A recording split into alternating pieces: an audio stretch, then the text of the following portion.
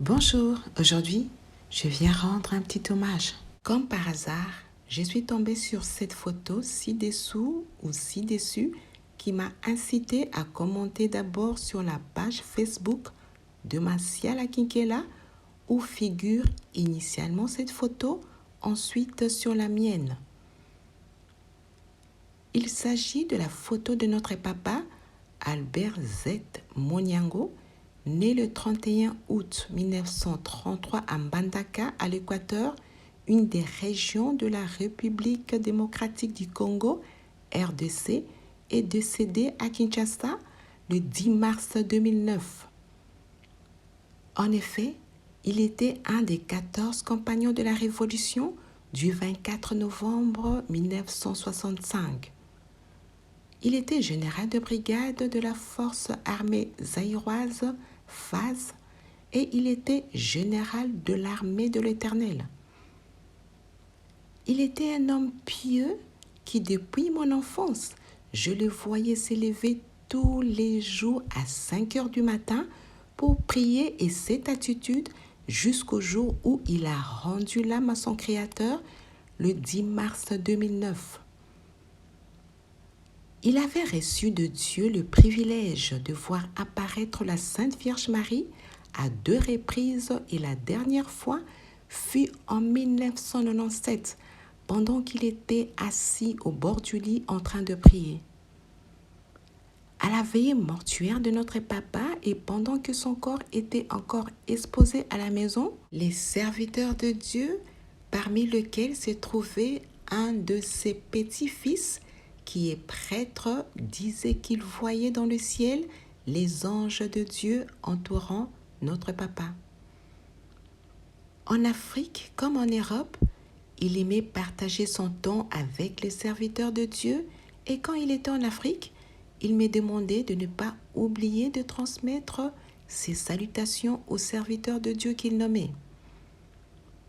Nous avons reçu de lui cet héritage intarissable de prier, de rechercher Dieu et de croire en lui. Quand j'étais en maternelle et en primaire à l'école du cardinal Malula à Limete en RDC, papa m'offrait des livres en bande dessinée qui racontaient la vie de Jésus, de Moïse, de Joseph, de la Vierge Marie, de l'apôtre Paul, etc., des livres qu'il les achetait auprès des sœurs qui les vendaient à l'entrée de l'école. Il était humble et il nous a appris l'humilité. Il était respectueux et il nous a appris à respecter des petits et des grands en âge ou en profession, à respecter le personnel qui nous entourait à la maison, notamment des personnes qui assuraient sa sécurité à la maison pendant ses déplacements et il veillait à leur repas. Il aimait la justice et il a pratiqué. Lors d'une convention célébrant la fête de Pâques, une amie qui venait de Londres m'appela par mon nom de famille et en m'approchant de mon amie Dani, qui était assise à côté de sa maman, que celle-ci me posa la question pour savoir si j'étais la fille du général Moniango. Ma réponse lui a permis de témoigner que, à l'époque où notre papa était chef d'état-major, une personnalité militaire voulait la chasser de la maison avec ses enfants en bas âge pour lui exproprier illégalement ou injustement sa maison. Elle disait qu'elle connaissait personne pour la défendre, d'autant plus qu'elle venait de perdre son mari. La décision qu'elle avait prise suite aux menaces de cet homme militaire qui voulait la chasser de la maison était d'aller soumettre la situation à notre papa. Ainsi, notre papa a fait venir cet homme qui était son subalterne et qui voulait exproprier un bien qui ne lui appartenait pas légalement pour lui dire ceci. C'est parce que cette dame n'a personne pour la défendre, qu'elle est veuve avec des enfants en bas âge, que tu t'es permis de prendre les clés et les documents de sa maison en leur donnant l'ordre de quitter la maison le plus vite possible parce que tu es militaire.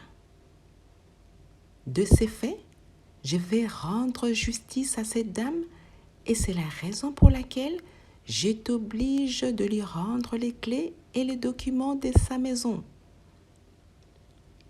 C'est ainsi qu'elle a pu garder sa maison où elle a élevé ses enfants et où j'allais rendre visite à mon ami Danny sans savoir que notre papa avait défendu favorablement sa maman afin de garder son bien. En été 2009, j'ai croisé une dame en France qui m'a appris qu'elle s'était déplacée du Bas-Congo jusqu'à Kinshasa suite au décès de notre papa, qui était un homme très généreux et d'une bonté exceptionnelle. Comme il est écrit dans Matthieu chapitre 6, verset 3, « Quand ta main droite donne quelque chose à un pauvre, ta main gauche elle-même ne doit pas le savoir. » Nous n'étions pas au courant de sa générosité ou de sa bonté exceptionnelle à l'égard de la société. Ce n'est qu'après son décès que nous l'avions su grâce au témoignage de certaines personnes. En mai 1997, il a failli mourir d'une mort atroce dans un endroit où il n'y avait plus d'issue et où Dieu a intervenu en frappant d'aveuglement des malfaiteurs armés de fusils afin de faire sortir notre papa à l'extérieur de la maison d'un de ses amis où une force surnaturelle l'a soulevé jusqu'au sommet du mur d'une hauteur de 4 mètres.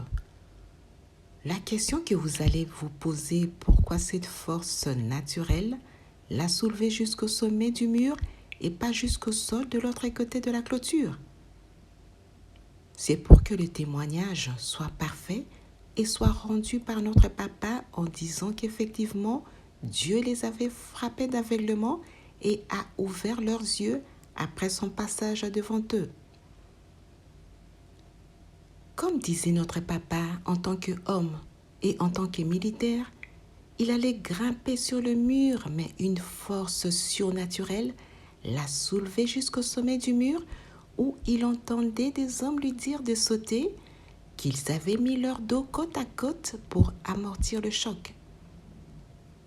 Notre papa les entendait, mais il les voyait difficilement, car il ne chaussait plus ses lunettes que ces malfaiteurs les lui avaient ôtées pour bander ses yeux afin de mettre fin à sa vie prématurément.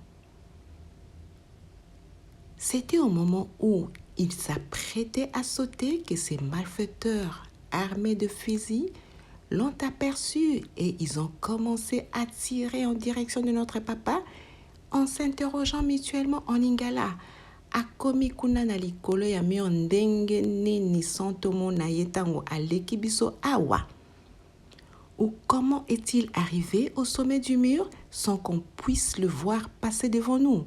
Finalement, notre papa était sauvé et quelques jours après cet événement atroce, Dieu a dépêché un de ses serviteurs pour venir dire à notre papa que Dieu lui avait préservé la vie à cause d'un don qu'il avait fait à une église pour soigner de personnes sourdes. Un don que lui-même ne se rappelait plus de l'année exacte qu'il avait fait ce don, mais il se rappelait du montant du don. Ainsi, Dieu lui a préservé la vie pour lui accorder une mort naturelle le 10 mars 2009 en RDC, où il a été enterré avec honneur le 17 mars 2009, à tel point que les amis d'un de mes neveux qui avait 12 ans quand notre papa est décédé lui ont demandé qui était son grand-père. Son grand-père était un homme humble qui aimait Dieu et qui avait de l'amour pour son prochain. Les bienfaits que notre papa a sémés dans la vie de certaines personnes ses descendants biologiques. Jusqu'à la 1000e génération, les récolteront en signe de bénédiction de l'Éternel, également pour ses enfants qu'il appelait oncle ou papa. Merci papa pour tout et repose en paix auprès de ton Créateur que tu aimais tant. Je vous remercie de m'avoir écouté et de m'avoir lu. Sur ce, à bientôt. Bye bye.